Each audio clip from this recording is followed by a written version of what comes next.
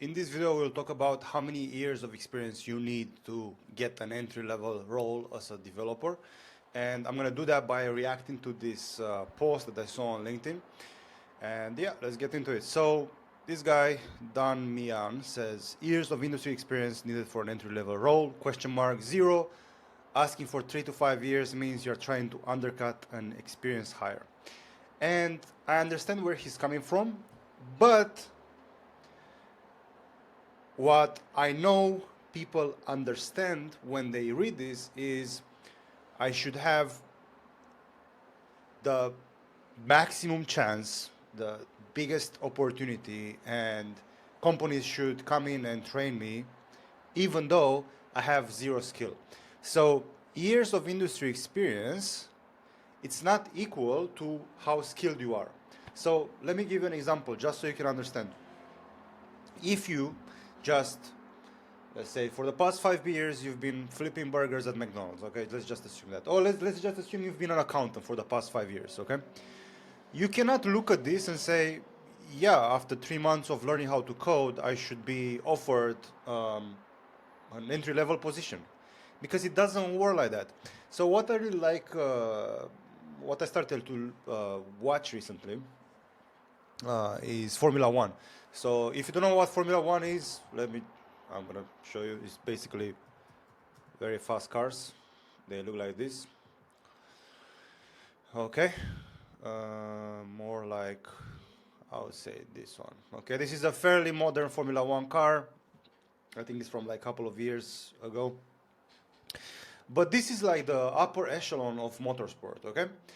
And in Formula One, from time to time, every year or so, there are so-called rookies, okay? And rookies are people without experience in Formula One. They are juniors, okay? And when a rookie comes in, they have like maybe 1 or 2 years of grace to prove themselves. Basically, they are juniors, but they are juniors in Formula One. But these juniors that come into Formula One and that are inexperienced and they have 0 years of like pro experience in Formula One, they come in from something called Formula 2, okay? Which are way slower cars, way smaller, way underpowered, and they are usually the champions of Formula 2. And to get into Formula 2, you need to be a champion or do pretty well in Formula 3. And to get into Formula 3, you need to be a champion or be really good at Formula 4. And to get into Formula 4, you need to be a champion in karting. Okay, this is the progression. And what I really hate, really, is having people that are pushing this message without giving the full picture. Because I agree with him. You need 0 years of experience, professional experience, to get an entry-level role. But you, if you are smart enough, you understand that you need to have the skills to be given the opportunity to be able to get that entry-level role, to be able to run with it, to be able to make money for this company that is literally losing money on you. They are investing, they are making a bet, an educated guess based on the skills and how you perform in the interview, and based on your portfolio, they are making a guess on how well you will perform. Does that make sense? Every new hire that a company makes is a bet.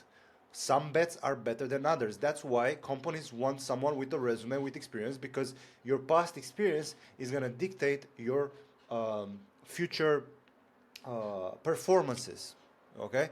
So then if I have, let's say, 5 years of coding experience and I worked for Novartis, Vodafone, and other companies, then a company can say, okay, this guy, we have no idea how good he is, but based on his track record, he might do fairly well. And that's how it works for you as well. You need to have a strong portfolio. Let's just pause this. I threw too much shade at these dudes. Right? If you make stuff like this, you will not get a job because you do not have the skills. Because you cannot come in. It doesn't even work. But again, I just reviewed this a few days ago.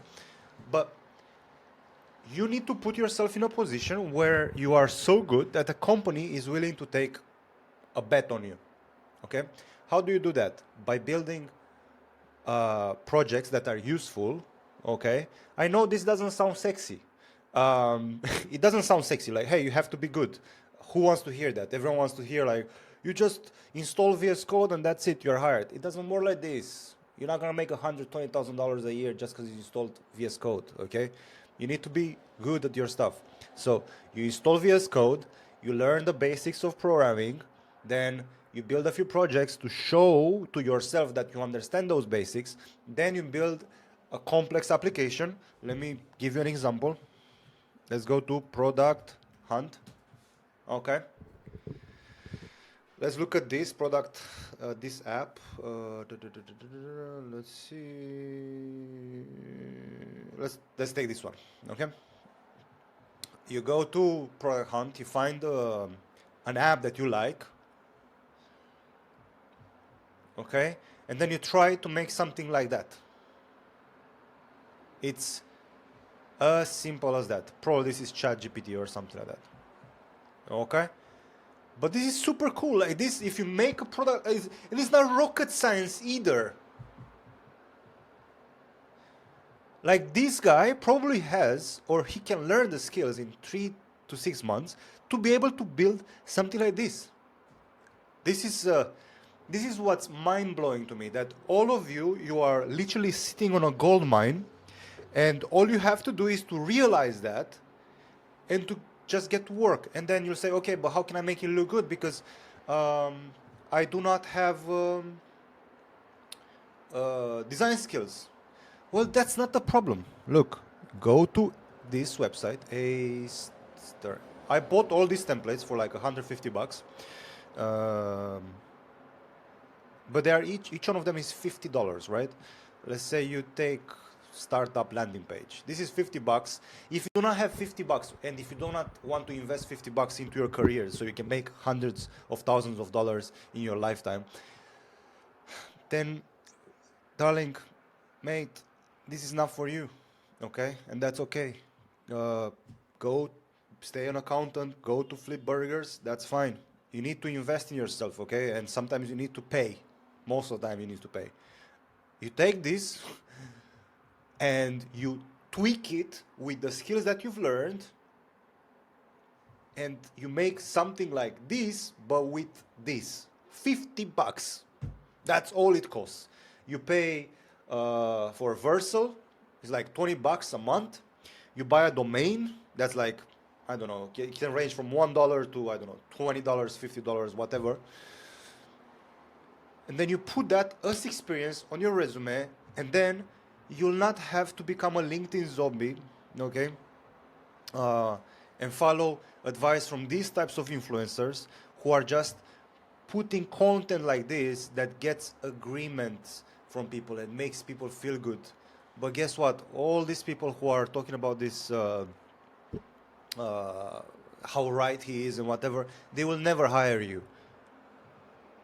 if your app looks like this, because you're not qualified, okay? What the fuck? I hope that makes sense. If you if you have any, fuck, I forgot. This shit threw me off. If you have any opinions related to what I just said, let me know in the comments. And if you want me to help you with all this stuff, just use the first thing in the description and then be part of our mentorship program. We have a course. I have built the app for you, gonna give you a sick ass resume. We have here resumes that you can use for yourself so you can show that you are a pro. Then we have meetings pretty much every other day. You can come in and ask questions. We have interview prep calls every week. Whenever you have a question you ask, you're gonna get your answer. Whenever you have code that is finished, I'm gonna review it for you, and you'll be pretty much a savage, okay? So first link in the description to apply, and then I'm gonna leave the link for the actual group in the second link in the description, or the second link in the description, so you can check it out, so you do not end up in a position where you make bullshit like this. Okay? Peace out.